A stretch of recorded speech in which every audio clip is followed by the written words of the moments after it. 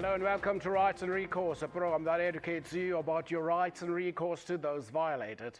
My name is Dumile Matez.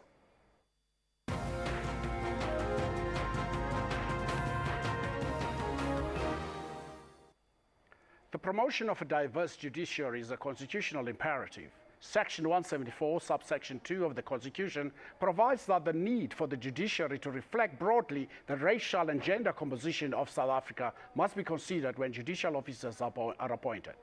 But what is the rationale for this objective? What principles should govern the promotion of a diverse bench? And how successful has the JSC been in achieving diversity? These are the questions that need to be addressed. The annual conference of the South African chapter of the International Women Judges was held at the University of Pretoria, ended today, and these and other very important issues pertaining to gender transformation and advancement of women judicial officers were discussed. How do we avoid that these discussions do not end up just as being a talk shop? This is Rights and Recourse. As our contribution to Women's Month, we tackle this issue and with an esteemed panel. Taking part in the discussion and joining us in our Johannesburg studio is Ms. Brenda Wardle, a legal analyst from Wardle College of Law, and we're supposed to be joined from our Pretoria studio by Lady Justice Baratang Connie Muchumi, President of the South African chapter of the International Association of Women Judges, but she's not there yet. We hope she joins us later. But before we get into our discussion, let's have a look at this insert. The judicial system will be impoverished if the members of this august body and women in general do not make their voice heard in the transformation discourse. Following recent elections, Parliament boasts 45% women representation, an increase from about 42% following the 2009 elections. This ranks South Africa third in the world in terms of representation of women in Parliament. With regard to the judiciary, our statistics currently show that in our 20 years of democracy, 311 new judges were appointed. Of these, only 76 are women. The situation is more acute at the Supreme Court of Appeal, where out of 25 judges, only 7 are women, while the Constitutional Court has 2 women judges in its 11-member panel. Well, there you have it, the Minister of Justice and Constitutional Development and Correctional Services, Mr. Michael Masuta, making that speech on Friday night at the conference of the South African chapter of the International Women Judges Conference held at the University of Pretoria. Brenda, first of all, let's start with those principles we punctuated in my opening stanza and my opening remarks around the transformation and gender parity in the judiciary. Why is this important? It is critically important because remember that when the final constitution, this is the 96th constitution, came into force, it was critical, and it sets out in the preamble that the objectives are to redress the imbalances of the past. Now, it is interesting to note that in 1994, of the 166 judges in South Africa, 2 were white females and 1 was a black male. And that situation has actually changed. But the reason why the judiciary should actually transform is because we cannot have a transformed society. We cannot have access to justice if the judiciary is not transformed and is the judiciary of old. For instance, I shudder to think that all of these years we said and not appointing women judges, yet we knew we live with men in this world, we live with women in this world. When we attained our democracy, as you rightly say, there's only 2 women judges, and it's a shame, really. It was an absolute shame, and if we go back early 1950s, the appellate division, as the Supreme Court of Appeal was then known, actually had judges who they didn't want to pass certain legislation. But Parliament intervened because we were living under parliamentary sovereignty. And Parliament intervened by saying, well, we are going to pass this piece of legislation, the High Court of Parliament. So if the judges at the appellate division make a decision that we as Parliament are unhappy with, we can then still review that decision. But as the years progressed, we saw many advocates from the Pretoria Bar, which was exclusively white, being promoted to the Supreme Court of Appeal, so that they were pushing the executive and the agenda of that time in the courts. Sometimes when one looks at the makeup of the Judicial Services Commission, yes, you find that the Judicial Services Commission is a huge body of people. Yes. And it is a little bit cumbersome. And how do they go through all of these things? You see, politics, unfortunately, play a role. And I would say it would be better if we had less, because remember that in terms of Montesquieu's trias politica doctrine, or the doctrine of separation of powers, those three arms or divisions of government, the judiciary, the legislature, and the executive, ought to be kept separate and distinct. And in a constitutional democracy, we know that the judges should answer only to the Constitution and not to the executive arm, be it blatantly or even in a subdued fashion, where they actually push the agenda of a political party or formation. I think you heard the minister there, Minister Masuta, saying of the only 76 judges, of all the judges we have in this country, are women. It looks like a tall order to appoint women to the bench. Well, it is not a tall order, because remember, in the transformation, and that is why legal education is very important. We've got young girls and boys who are in schools currently who are aspiring. They look at Judge Masipa sitting in court and they aspire to be that. We must remember that women of all races have been discriminated against over the years. And I would like us just to go, there is a book which was called The Book of the City of Ladies, right? That was written in 1405. And it's an allegorical novel where this lady has conversations with three virtues. And the first virtue is reason.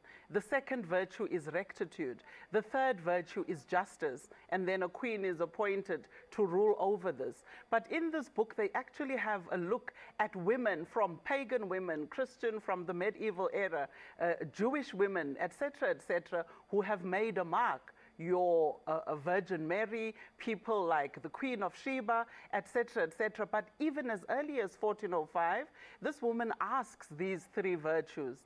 Should women be educated, given the fact that men essentially feel that women are useless and shouldn't be educated? They interrogated way back then, 1405, the issue of rape of women, for argument's sake. If we look at 1956, the pass laws, when those women marched, it wasn't because they were members of any legal fraternity. When the school children in 1976 boycotted Afrikaans as a medium of instruction. So these are all the things that have fed into us having females on the bench today, and it is critical for transformation not only to end at a stage where we basically say, good, we've got the numbers, it's broadly representative of democracy. They actually need to go further than that. May I ask this question? Is it then necessary to only have women to be able to be sensitive to those nuances that affect women, or should women be on the bench because they can deal with all nuances? If you look at our bench currently, and I'm going to use a practical example of Judge Kathleen Satchwell, before whom I had appeared as an applicant. That was on the day on which I had lost my mother. But Judge Satchwell actually made it clear when she started. She said, I heard from counsel for the state that you lost your mother, and I would really like to send my condolences to you. I'm very sorry about that. Now, I'm not saying a male judge would not have said that, but it's the kind of sensitivity we've even seen with Judge Masipa, for argument's sake, in the Pistorius trial. Mr. Pistorius, are you fine? So there is something about people who are rooted in fundamental rights, who come from certain communities, who can better understand the struggles of those communities. Well, you can join us if you'd like to join us. You can call us on 011 714 5497 or 714 5498, or you can tweet us on Rights and Recourse. We're still waiting to hear whether Judge Connie Muchomi has joined us from Pretoria, but we'll keep you informed. We'll be back after the break.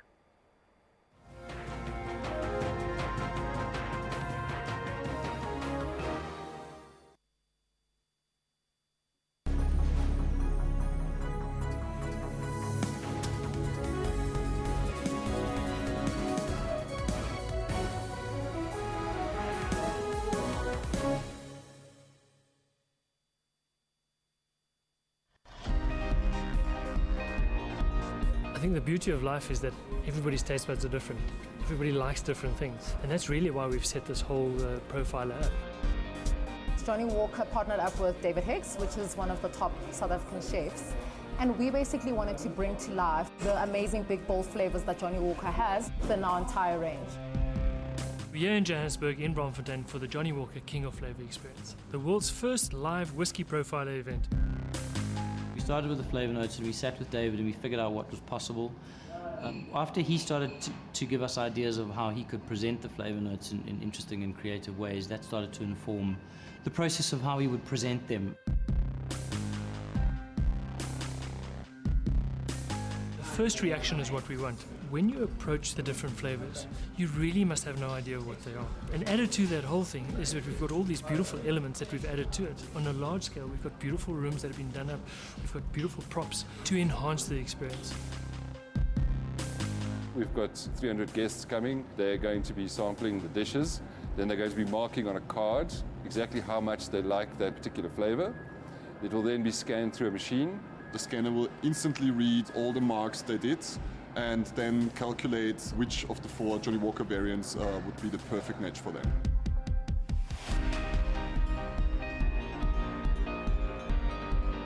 I am paired with a gold label reserve.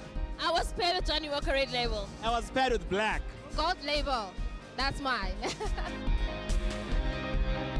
This event for me, it really is a depiction of what happens when you bring an amazing brand and a progressive brand like Johnny Walker, and then you bring one of the top chefs, David Hicks, and you put those together and you get real magic.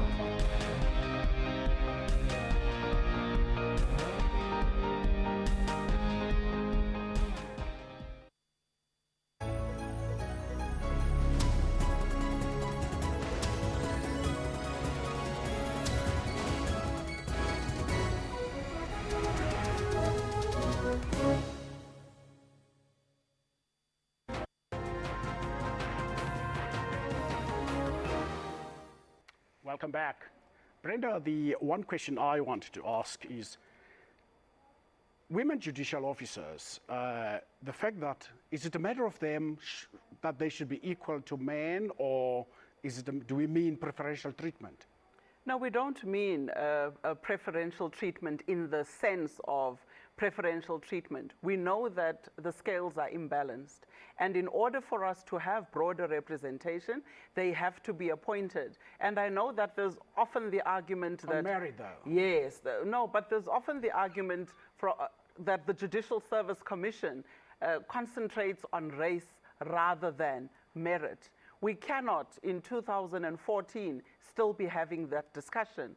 It is fact that women have been discriminated against, but there are women who fit, who have the potential, firstly, but who have been trained, who are fit and proper persons, who deserve to be appointed to the bench. Experience is gained by people actually working in there.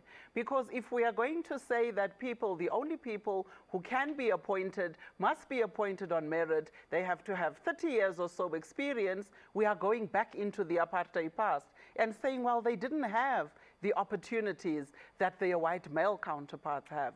for argument's sake. Well, you've actually answered my question half, the question that deals with transformation, where we normally say in sport, you don't replace a white player with a player of color. Transformation is just much more than that. Absolutely, much, much more than that. So we cannot give in to those threats that, well, you know, we're going to challenge this. You can't just be appointing. Women have to be appointed to the bench. And that is where it basically ends. What we see in our courts must be representative of what we see in society broadly.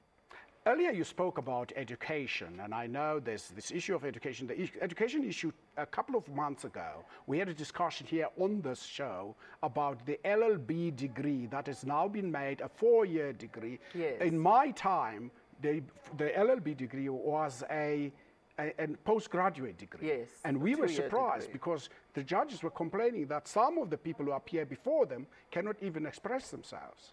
Do you see the problem with and I'm a product of the new LLB degree. It's a 4-year degree. I managed to complete it in just shortly over 2 years. But the problem is not really, it is the content of what you learn at university and the practical application. The other problem is that immediately you graduate with your LLB degree, you can, the day you receive your certificate, go and apply to be admitted as an advocate of the High Court. That is where the anomaly is, I think. Because if you've just come out of school, you haven't had any practical exposure. First, you must be admitted as an advocate, and thereafter you do your pupillage. But nothing stops you from going to the High Court and representing someone. Earlier, I used that word again, fit and proper. What Yes. What do you mean when you say somebody must be fit and proper? I think the Constitutional Court in the application by the DA against the appointment of Advocate Menzies Melani actually went into this fit and proper. It goes to integrity. I think if we look at the Bangalore principles for justice, for judges, they talk about independence, integrity, et cetera, et cetera. So it's all those principles where is this person fit enough to stand in front of a court? Is there nothing about them that could be adverse, where the public would actually say, but how can this person as an officer of court either appear before the court or actually sit on the bench? What is the prerequisite for somebody to be appointed onto the bench? Well, firstly, you have to have the qualifications, which would be a degree in law, and you have to be a fit and proper person. And obviously the JSC takes into consideration many other things, but the two most important ones are fit and proper person, and you must be suitably qualified. The other thing for me, you don't have to have silk to become a judge. No, absolutely not, absolutely not. See, by silk we mean to be an SC. If you'd like to join us on today's discussion, please call us on 011 714 5497 or 5498, or tweet us at Rights and Recourse. The other question I wanted to ask, we have witnessed numerous attacks on several judges, but judges never take up cudgels for other judges when they are attacked publicly. Well, judges should actually remain. The UN principle says that they have a right to freedom of association, expression, etc., but subject to the caveat that they do not really bring the court into disrepute. And we've had 2 or 3 instances in South Africa where judges actually enter the public domain and make very controversial statements. And what that basically says, the man or the woman on the street would actually say, but why must I respect the judiciary if another judge can come and publicly criticize the judgment of another judge? Because we assume as the general public that courts take legal principles, established legal principles into account when they find a person guilty or not guilty. So immediately a judge says, if I were in the shoes of that judge, I would possibly have convicted so-and-so. It leads us to think, well, perhaps they actually decide on a whim. It depends on what they had that morning. So those are very dangerous comments to be made, especially by judges themselves. There have been reports of judges being marginalized simply because they are outspoken or they have a different approach to how they want to live, as openly gay, for instance? Yes. And how far does this go? Well, discrimination and marginalization, if we go and look at Schreiner, who wasn't appointed Chief Justice because, you know, he would be perfect under the constitutional dispensation, but back then he was one of the lonely voices that spoke out against the abuse of state organs. Now, everything else, discrimination is there in the workplace. Obviously, that discrimination is unconstitutional. But there tends, especially in legal circles, to be this unwritten rule. You know, when Judge A is on the bench in the urgent court is empty. When Judge B is on the bench in the urgent court, all the applications are then immediately filed. The Constitution specifies that any appropriately qualified woman Yes. or man who is fit and proper, that word again, forgive me if my ignorance, I've asked its name, but all those people can be appointed without prejudice. Yes, no, they can be appointed. They have to go through the stringent interview process at the Judicial Service Commission. But what we also find is that some of the questions, in my opinion, are too invasive. Nothing about a judge's sexual preferences or lifestyle is actually critical, but you find that certain questions tend to border on being too invasive. Well, it does happen, not only in South Africa. I remember there was a judge in the United States who was going to be appointed to the Supreme Court. And then somebody asked the question, one of the Senate members asked the Yes. question, we understand at some stage you were selling your house and you said your house must not be sold to a black man or to a non-Jewish person.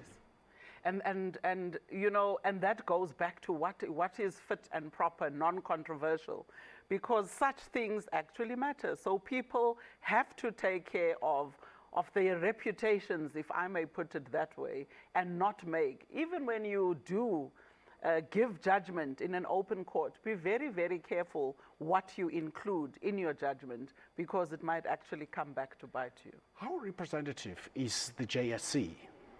Well, it's representative of all political parties, etc. So I would say perhaps over-representative.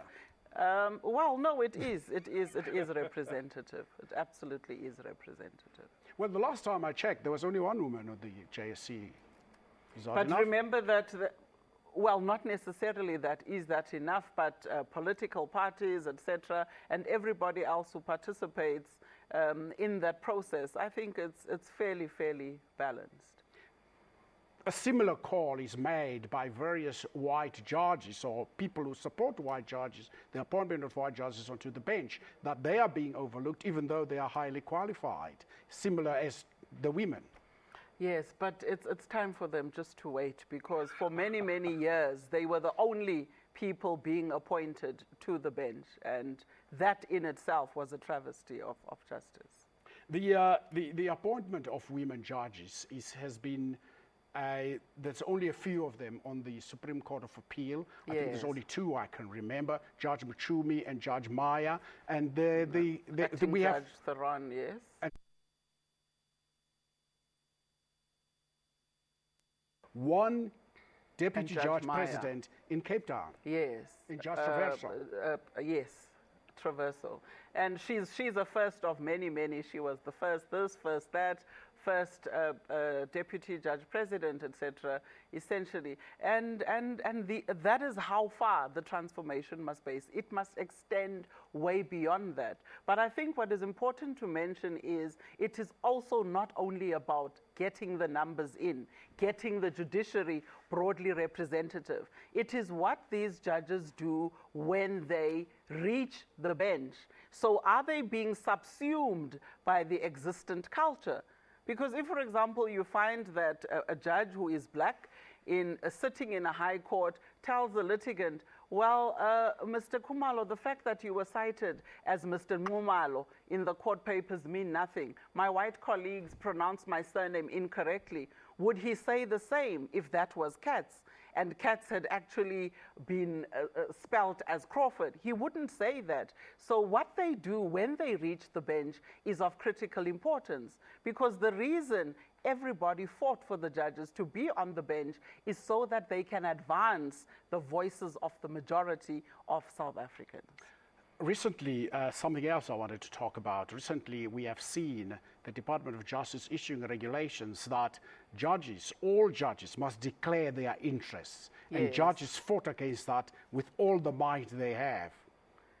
You can sort of understand why the Department of Justice would want to do that, because big corporates fighting the normal man on the street, we know that these things are not actually said, but sometimes people are influenced to make certain decisions. I'm not saying it happens in most of the cases, but what chances do you have as the ordinary Joe on the street to go and fight, for example, a big bank in court? So it's critical for us to know how much is it that these judges are worth, what do they have, so that they cannot be prone to outside influence by litigants.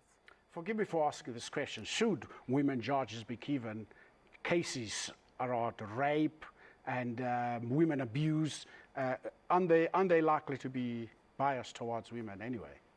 So what are you saying, that male judges would be biased towards the alleged rapist? No, absolutely not. Any case to each and every judge.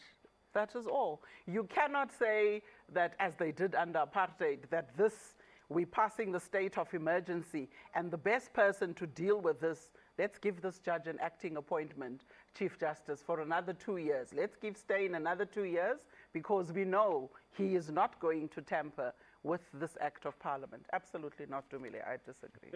Well, when we come back, we will be talking about should women judges try and get young girls to aspire to become judges or enter the law fraternity. Join us when we come back. If you want to be part of the discussion, you can call us on 714-59-5497 or 5498 or tweet us at Rights and Recourse. We'll be back after the break.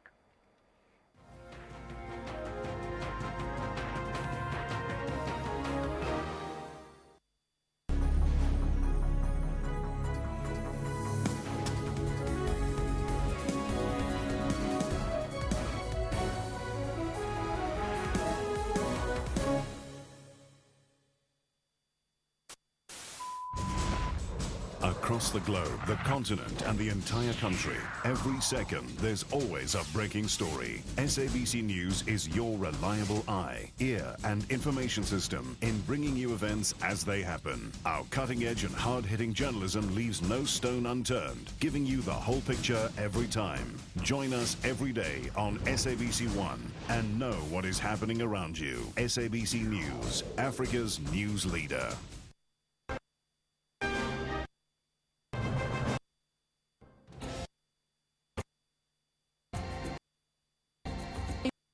Together and for the non we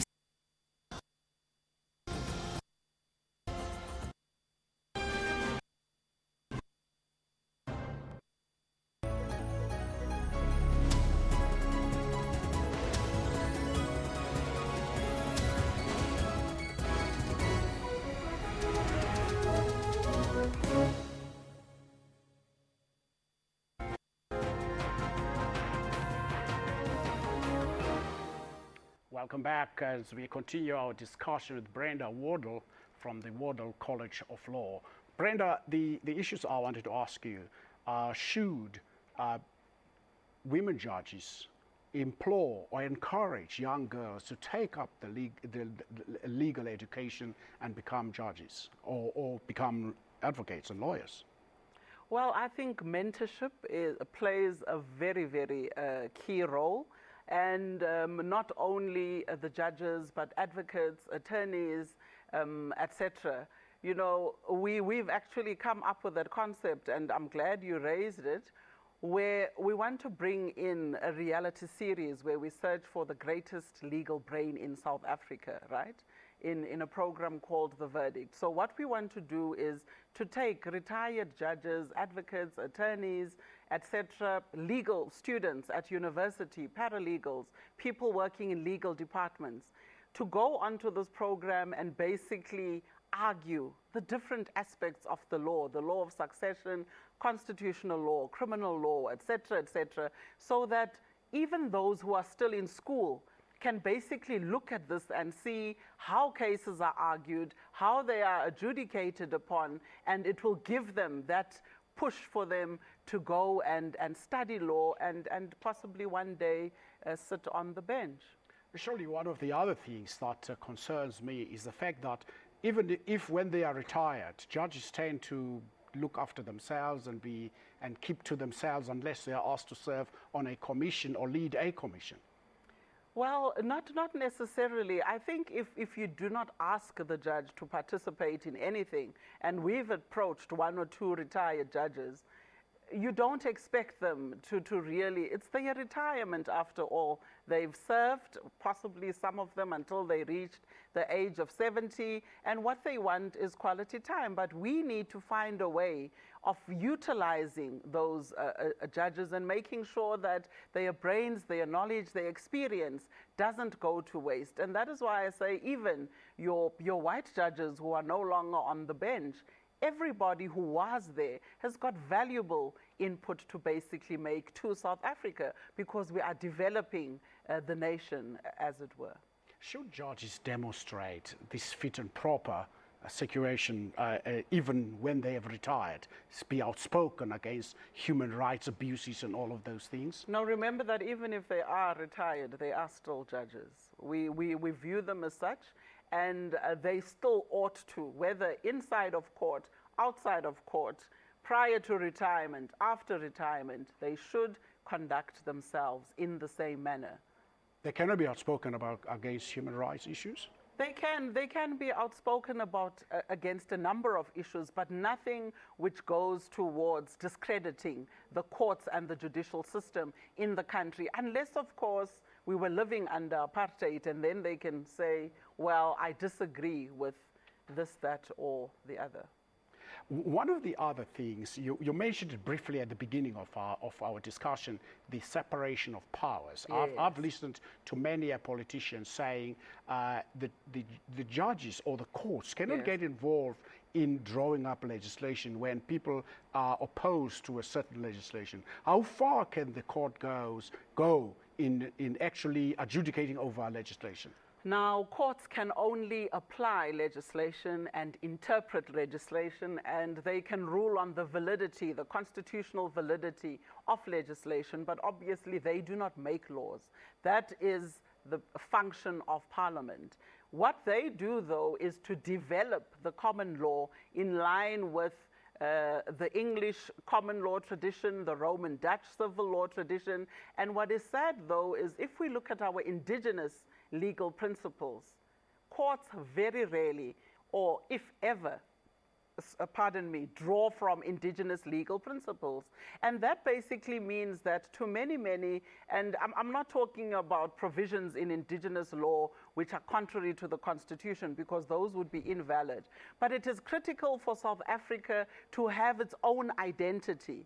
We cannot be sitting in 2014 saying the only precedents that apply in South Africa are English law, Roman Dutch law, when we have a rich body of indigenous legal principles which are not even understood. If I look at my own legal education and indigenous law, I had a little thin prescribed book by Professor Dick Bigoyan, and that was all. There's not much to it, and that is the type of importance or relevance that is given to indigenous legal principles. Having spoken about traditional law, we had a discussion on this program around the Traditional Courts Bill, and it was mostly women who were fighting against this bill because of certain things that were in this bill. They were saying women are not regarded as equals to men in the traditional sense. They might be subjected to all sorts of things under this Traditional Courts Bill. And it was withdrawn. But my argument is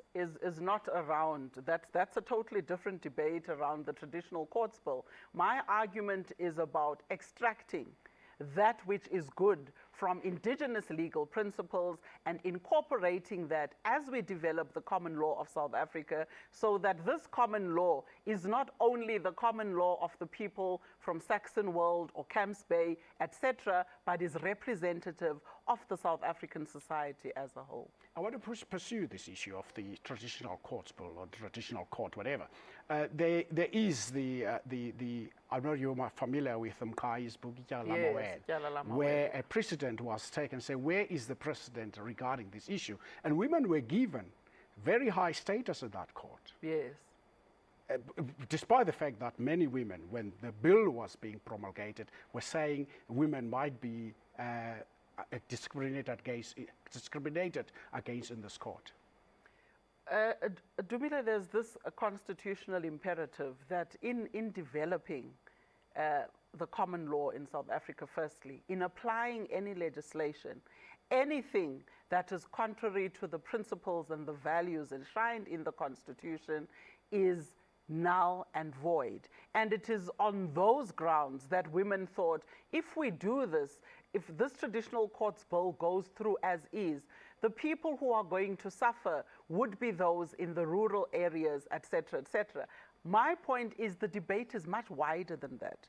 Let us look at indigenous legal principles. There's another brilliant book, I forget the author, The Law of Commoners and Kings.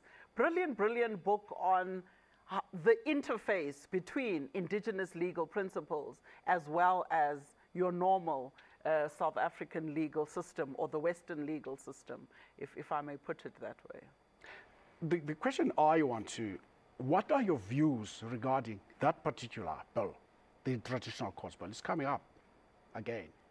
Well, we'll see if it comes up, we'll see in what format it is actually coming up. And obviously, if there are provisions in it when it does come up, which go against the grain of the Constitution, against transformation and the transformation agenda in general, especially the transformation on gender issues, on gender transformation, then obviously I'll be as vehemently opposed to it as I was in the first instance.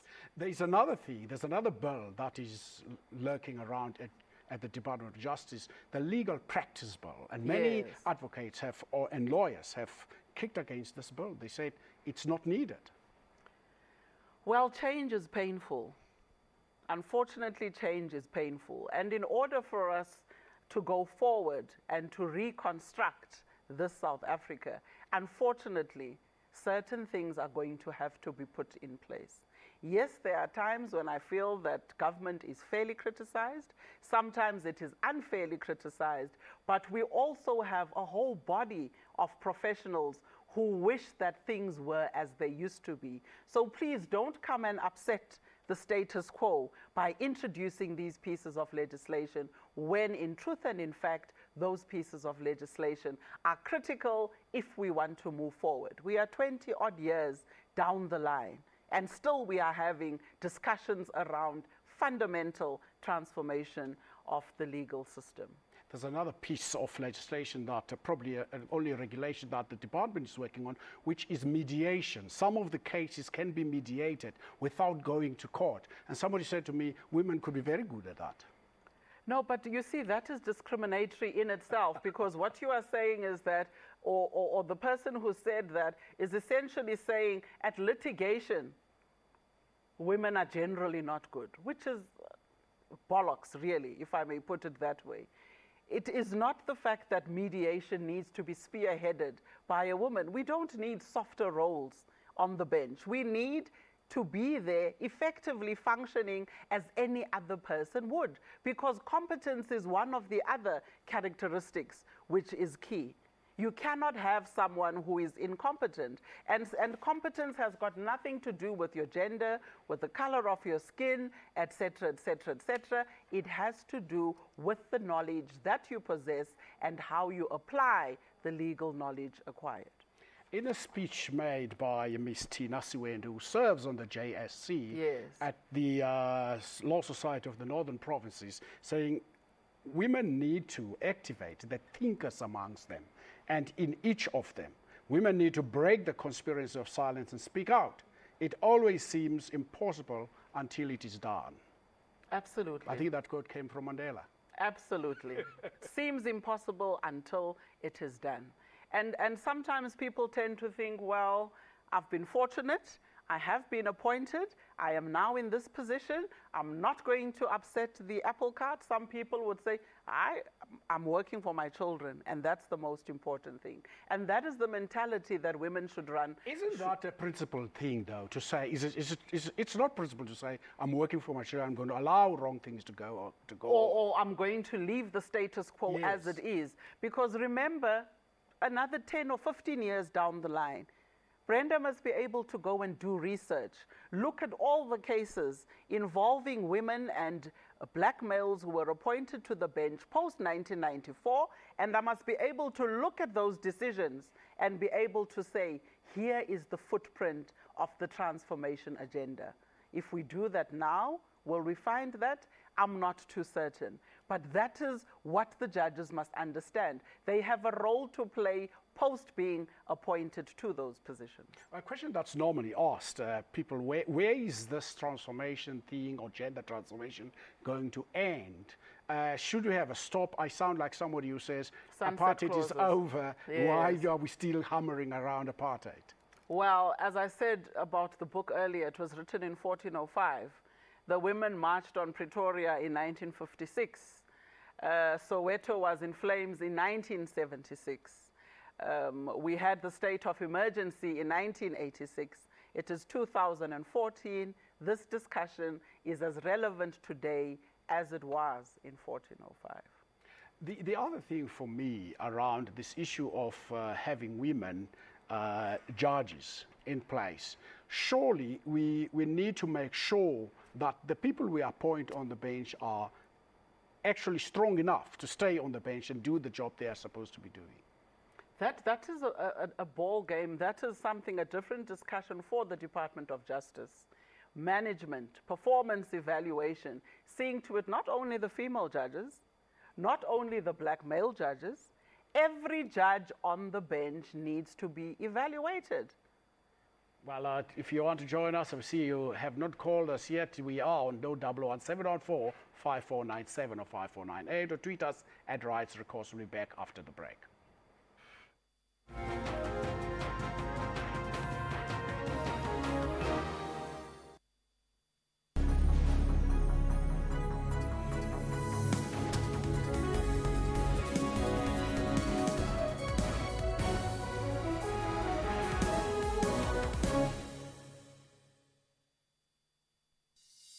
Welcome to our Friday edition of A View from the House, coming to you live from Parliament. My name is Asanda Mbeche. President Jacob Zuma officially opened the National House of Traditional Leaders and calls on traditional leaders to work closely with elected public representatives. South Africa is a much better place to live in than it was before 1994.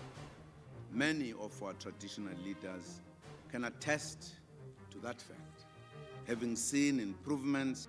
A View from the House, weekdays at 2:30 on SABC News.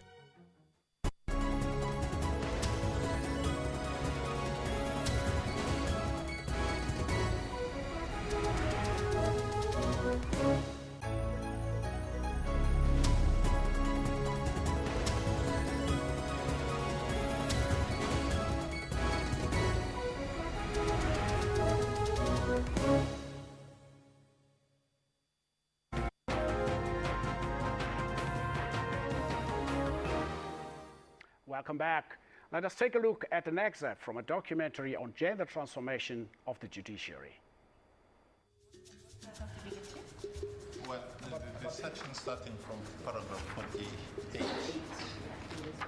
Because I basically agreed, our approach on discrimination is much the same. The real difference comes to the issue between religion and culture and the approach to that. Okay. The best time that I have in this court is around the conference table, when we deliberate over constitutional issues of immense importance. It has looked on the basis that an equality claim is approached through the Equality Act and not through Section 9 directly. One realizes the totally huge responsibility that we have to build democracy, human rights protection, justice in this country. I was very reluctant actually to make myself available.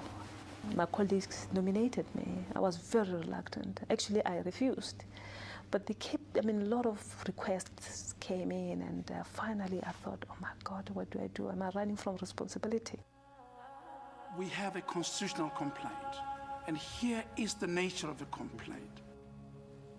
By relying on some principle that sits in the Constitution, every citizen may seek to breach the classification. The decisions of the Constitutional Court are being used and debated and the court is being admired, Wherever you go, people say your court, the Constitutional Court in South Africa.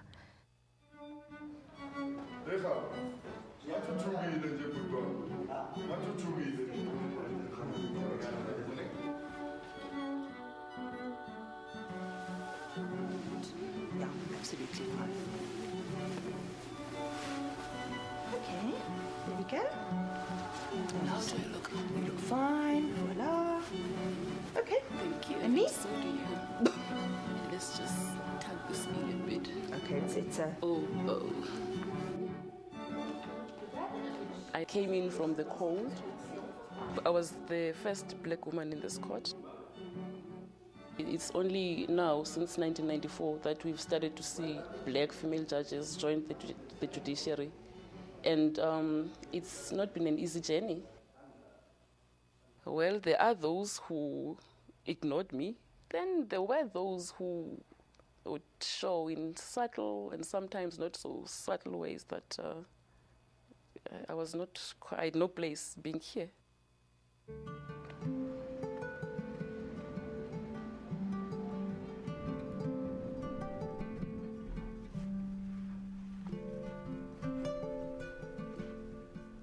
I come from an extremely privileged background, an Afrikaner background, with a father who, in the end, was a Nationalist Party cabinet minister. And the fact that I didn't see eye to eye with him politically doesn't change the fact that I had a very privileged life and a very protected life. I don't think many people expected me to become Deputy Judge President. I think it's a disgrace that I am the only woman in a leadership position. 13 years into our democracy, to have only one woman in a leadership position in the judiciary and not a single black woman in a leadership position in the judiciary is tragic.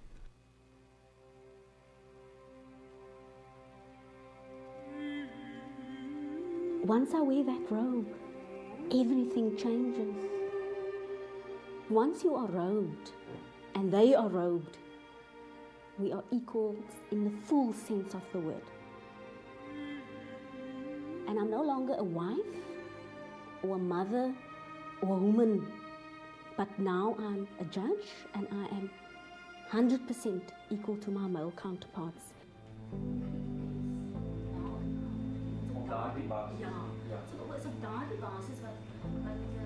As a judge and as a black woman judge, I am bringing a different perspective.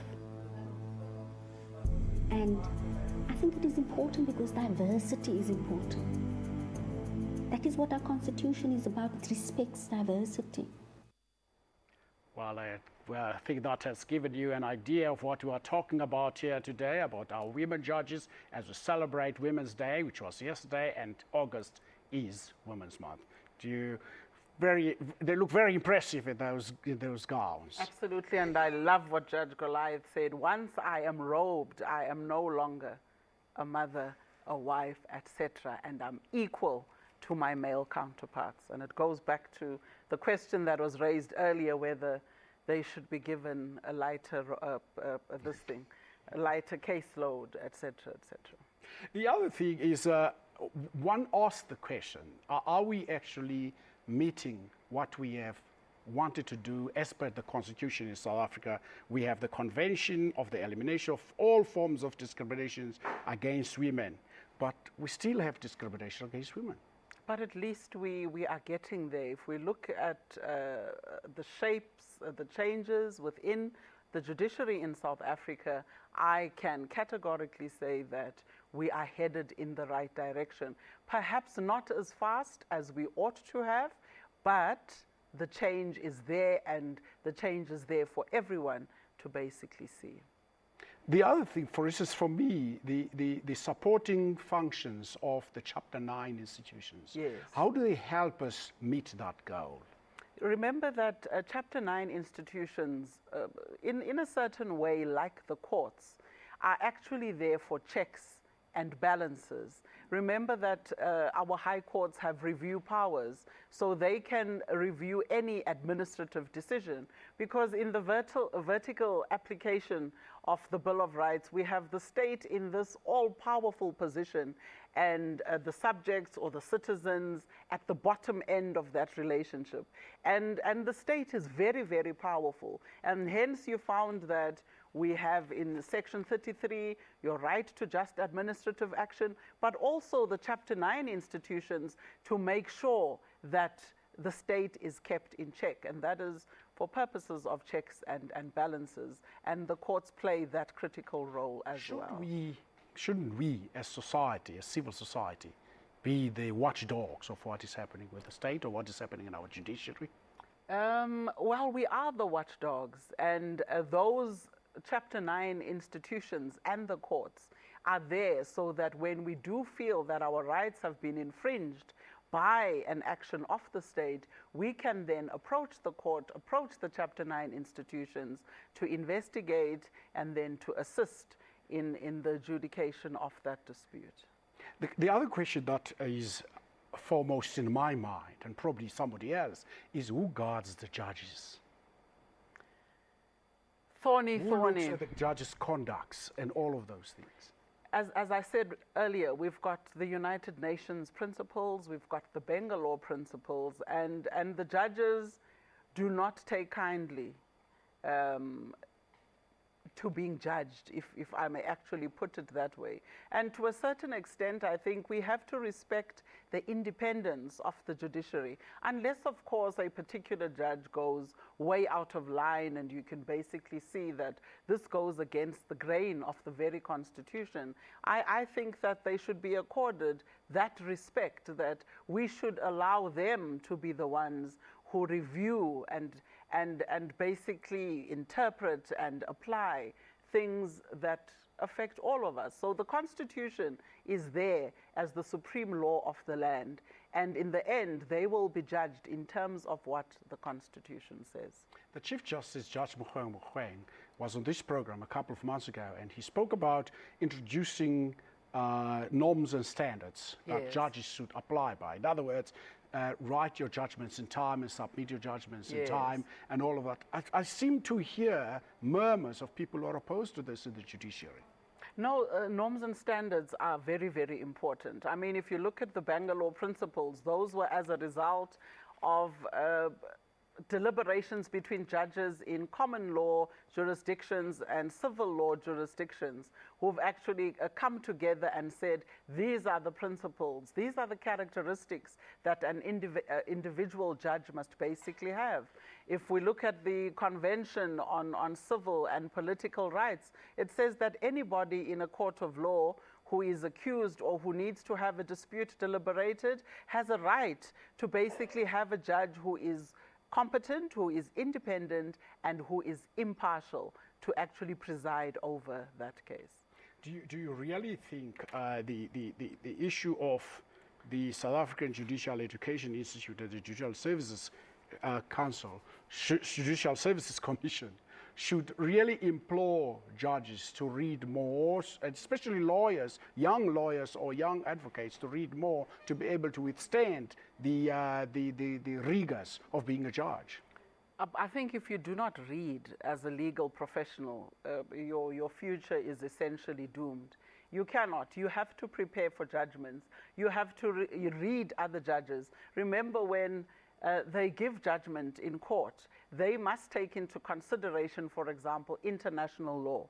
They may take into consideration foreign law.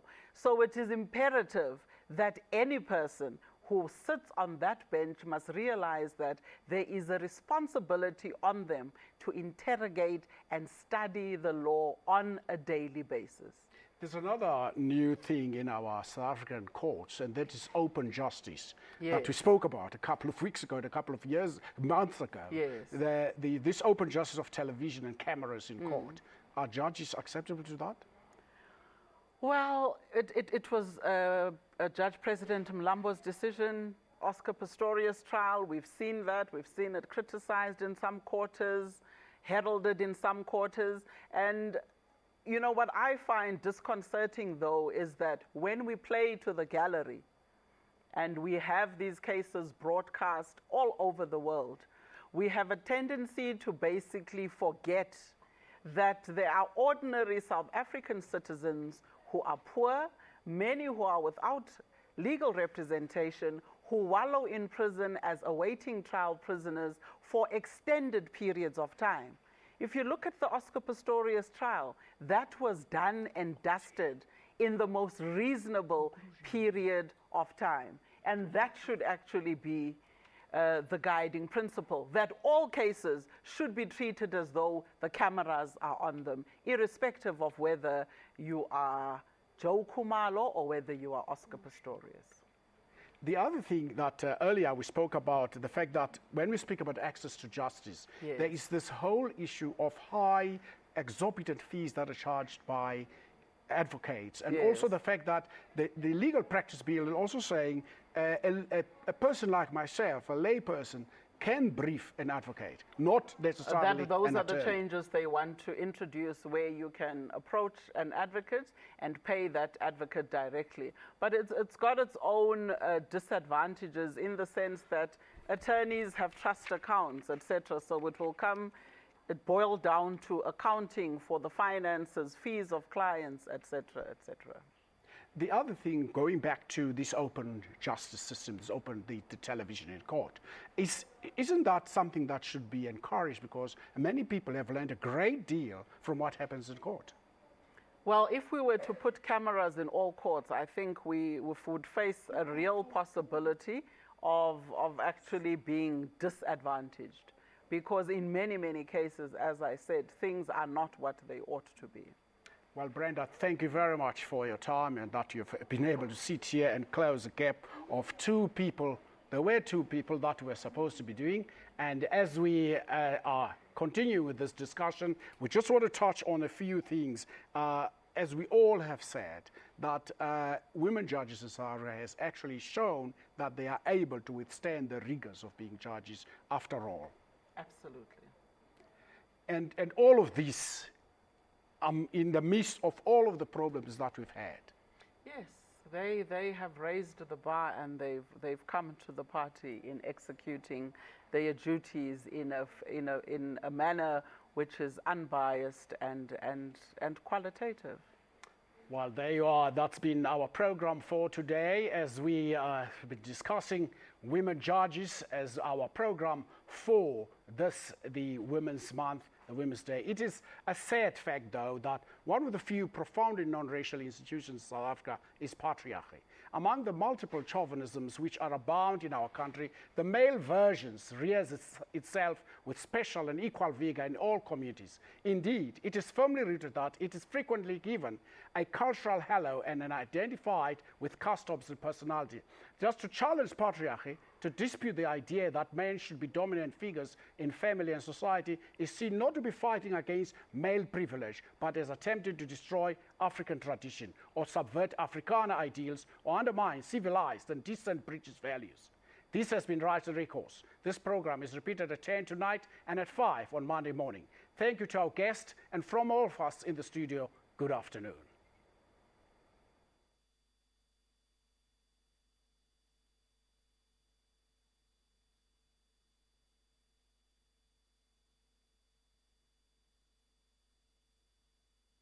Thank you.